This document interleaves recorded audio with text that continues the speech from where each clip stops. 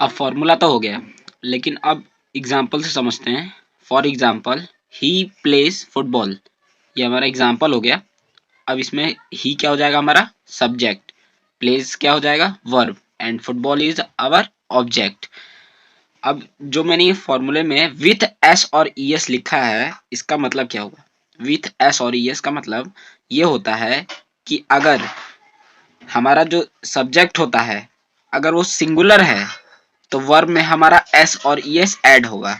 मतलब अगर वर्ब में सब्जेक्ट हमारा सिंगुलर है तो एस और ई एस होगा। जैसे कि ही क्या है, हमारा सिंगुलर पर्सन है, और यू का है, यू जो हो जाएगा हमारा प्लूरल पर्सन हो जाएगा। तो उसके साथ अगर यहाँ पे यू रहता तो हमारे यहाँ पे क्या होता, अगर मान लीजिए यहाँ पर यू रहता तो क्या एग्जाम्पल होता, you play football, you play football, क्योंकि हमारा यू क्या होता है, प्लूरल पर्सन होता है, प्लूरल माना जाता है यू को, इसलिए यू के साथ हम कभी भी वर्ब में क्या नहीं ऐड करेंगे, एस और ई एस ऐड नहीं करेंगे। आते हैं, अब सिंपल प्रेजेंट तो हो गया। अब इसमें दो तीन और टाइप आते हैं, जैसे कि हम नेगेटिव सेंटेंसेस बनाते हैं, इंट्रोगेटिव सेंटेंसेस बनाते हैं, और एक और होता है जो ये दोनों का मिक्सचर होता है, यानी कि इंट्रोगेटिव निगेटिव। ठीक है, इंट्रोगेटिव निगेटिव। तो पहले नेगेटिव से शुरू करेंगे। तो निगेटिव का बनाने का जो रूल होता है वो होता है subject plus do does plus not plus object.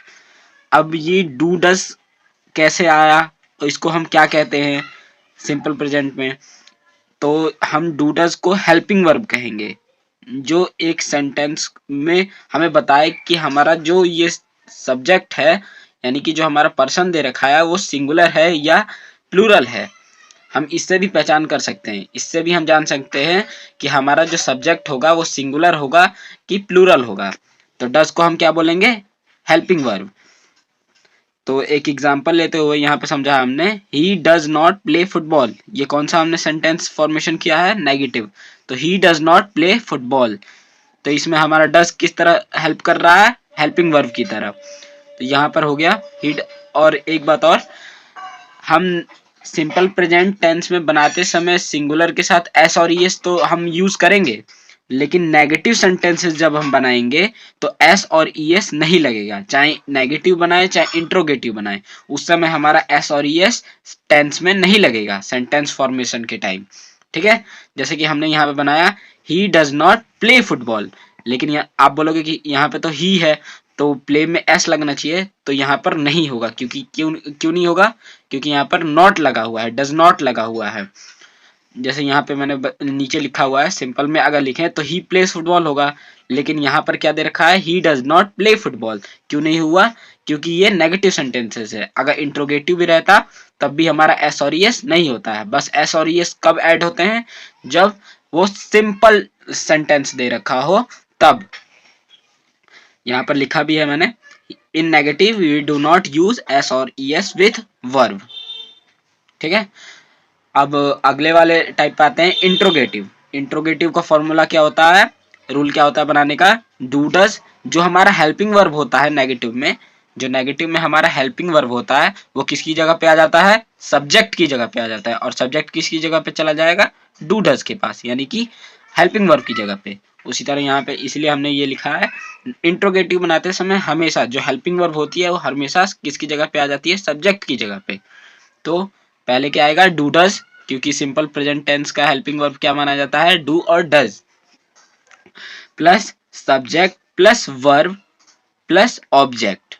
और one most important thing is, हमें हमेशा जब इंट्रोगेटिव सेंटेंस फॉर्मेशन हो जाएगा इस रूल के मदद से, हेल्प से, तो हम लास्ट में हमेशा क्या लगाएंगे, क्वेश्चन मार्क लगाएंगे। ये यही पहचान होती है कि इंट्रोगेटिव सेंटेंस की, कि अगर किसी के लास्ट में अगर इंट्रोगेशन मार्क लगा हुआ है, क्वेश्चन मार्क लगा हुआ है, तो उस सेंटेंस को हम कैसा मानेंगे, इंट्रोगेटिव सेंटेंस मानेंगे। एग्जाम्पल से समझते हैं। फॉर एग्जाम्पल के लिए, do you eat your breakfast. ठीक है, यहाँ पे do you eat your breakfast, you कैसा है, हमारा प्लूरल पर्सन है, तो उसके साथ क्या यूज होगा, डू। अब ये समझा देता हूँ डू और डज किसके साथ यूज होता है। तो जो डज होता है वो हमेशा, यहाँ पर ऊपर लिखा हुआ है, डज जो है हमेशा सिंगुलर पर्सन के साथ यूज होता है। सिंगुलर पर्सन में कौन कौन से आएंगे, ही और सी। और डू किसके साथ होता है, प्लूरल पर्सन के साथ। प्लूरल पर्सन में कौन कौन से आएंगे, आई, वी, यू, योर, दे। ठीक है, तो इसलिए हमने क्या यहाँ पे यूज किया, यू क्या होता है हमारा प्लूरल पर्सन, तो हमारा क्या यूज करेंगे, डू। तो सब्जेक्ट की जगह पे क्या आ जाता है, पहले हेल्पिंग वर्ब, तो हमारा क्या आ गया, डू। उसके बाद subject you, eat your breakfast. आप इसमें भी देखेंगे एस और एस नहीं ऐड हुआ है, क्योंकि मैंने ऊपर ही बताया कि इंट्रोगेटिव हो चाहे नेगेटिव हो, हम एस और एस नहीं ऐड करते हैं। अगर यही सेंटेंस सिंपल प्रेजेंट टेंस यानी कि सिंपल सेंटेंस में रहता तब हम एस और एस का एडिशन करते वर्ब के साथ। लेकिन इंट्रोगेटिव मार्क है, मतलब कि इंट्रोगेटिव सेंटेंस है, तो इसलिए हम इसमें एस और एस नहीं जोड़ेंगे। और आप लास्ट में देख सकते हैं यहाँ पर क्वेश्चन मार्क लगा हुआ है। दूसरा एग्जांपल देख लेते हैं, जो एक मतलब कि सिंगुलर पर्सन वाले के साथ। तो does he does he go to school, और लास्ट में क्या आएगा, क्वेश्चन मार्क आएगा। Does he go to school क्यों आया, ही डज क्यों आया, क्योंकि ही कैसा होता है हमारा सिंगुलर पर्सन होता है। तो does he go to school.